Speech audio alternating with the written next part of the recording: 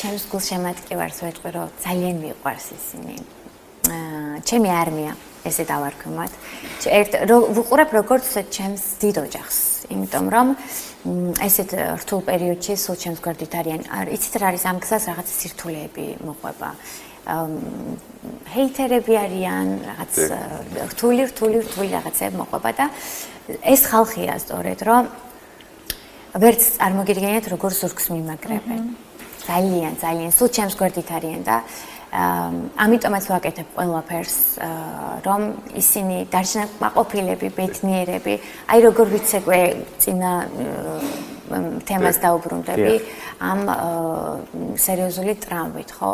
იმიტომ რომ ზუსტად ვიცოდი ეკრანს მიღმა როგორი მოლოდინი და ემოციებით მელოდა ეს ხალხი და ამიტომ საკუთარ თავს ივიწყებ ამ დროს.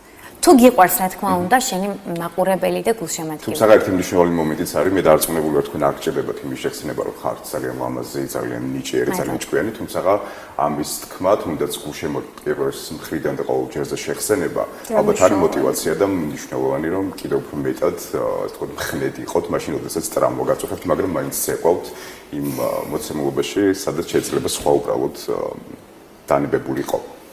კი, ეგრეა, ნამდვილად ეგრეა და ძალიან დიდი მადლობა მინდა გადაუხადო ასევე ჩემს ოჯახის წევრებს, ჩემს მეგობრებს, რომლებიც მუდმივად ჩემს გვერდით არიან.